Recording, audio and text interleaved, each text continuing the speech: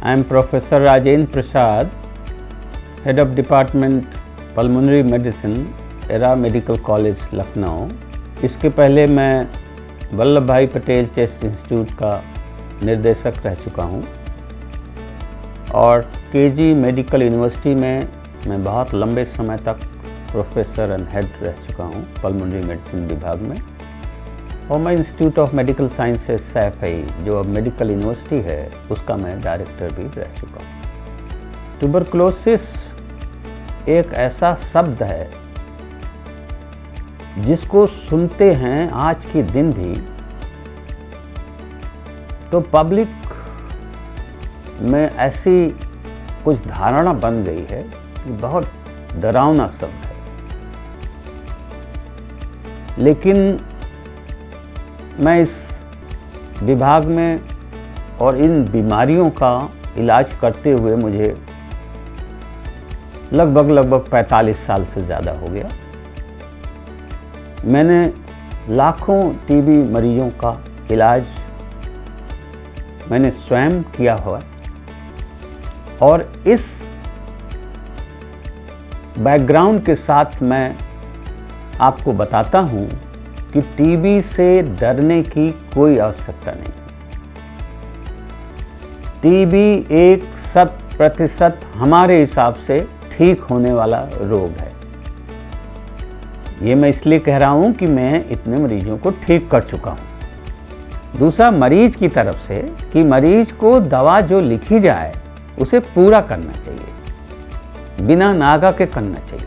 ऐसा होता है, हमने देखा है, जैसे 1-2 महीना दवा खाई, दवाएं बहुत अच्छी हैं आजकल, तो उनके सारे सिम्टम्स ख़त्म हो जाते हैं। मरीज समझता है कि मैं ठीक हो गया और डॉक्टर साहब शायद अब हमें ज़्यादा दवा खिला रहे हैं। तो ये भ्रांति नहीं होनी चाहिए। दवा का रेजिमेन फिक्स्ड है, उसका समय भी लगभग फिक्स्ड है।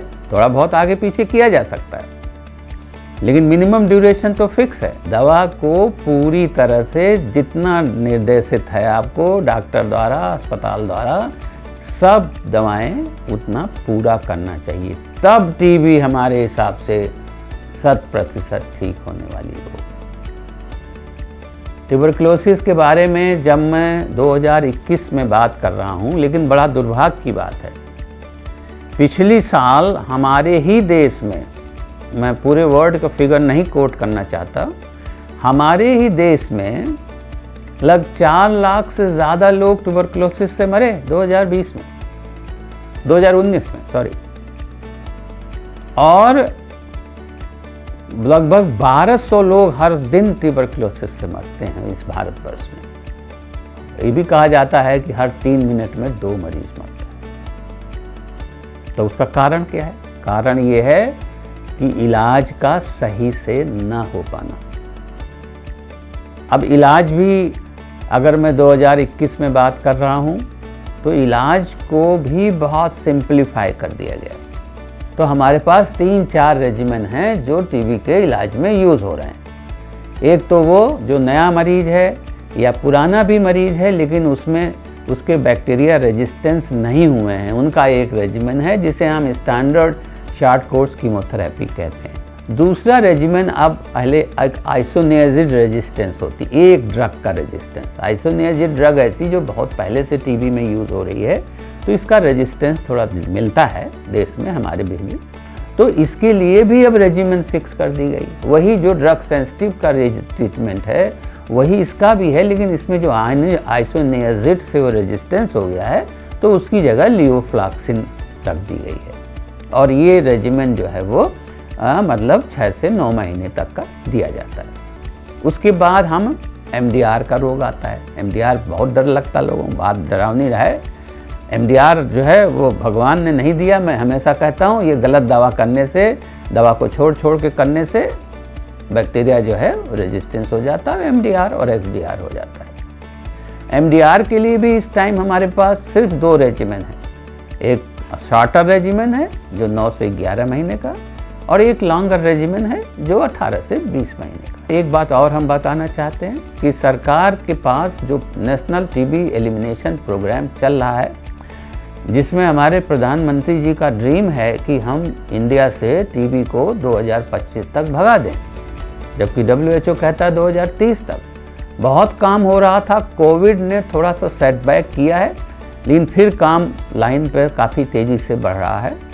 और इस प्रोग्राम के तहत मैं आपको बताना चाहता हूं कि सारी दवाएं फ्री हैं, सारी डायग्नोसिस फ्री है। आप MDR XDR का इलाज, जो बीडाकुलिन, जो नई दवाएं आई हैं, बहुत महंगी दवाएं हैं, बाहर तो अवेलेबल भी नहीं है, तो अपने आप से पॉकेट से नहीं अफोर्ड कर सकते। तो मेरी अपनी राय है कि जो उसको अगर टीबी है किसी को, तो वो तुरंत किसी अस्पताल, निकट के अस्पताल, सरकारी अस्पताल में अगर जाते हैं तो बहुत अच्छी बात है। प्राइवेट में जाएंगे तो वो लोग भी सरकार में रेफ़र कर देते हैं या सरकार की सेवाएं ले लेते हैं, और सारी दवाएं, सारी डायग्नोसिस फ्री है। एक सवाल अक्सर लोग पूछते हैं, साहब कैसे पता लगेगा हमको ट्यूबरकुलोसिस होगी? तो ट्यूबरकुलोसिस के सिम्टम्स लगभग हमारे ख्याल से हल्का बुखार आना, भूख कम हो जाना, वजन का कम हो जाना, खांसी आना, मुंह से खून आना, ये सब कॉमन सिम्टम्स होते हैं ट्यूबरकुलोसिस के। ऐसा कभी भी कोई सिम्टम हो, आपने सुना है कि खांसी अगर 2 हफ्ते से ज़्यादा परसिस्ट कर रही है, ठीक नहीं हो रही है, तो अपना ज़रूर आप डायग्नोसिस करावें, किसी अस्पताल में जाएं, डॉक्टर को दिखावें।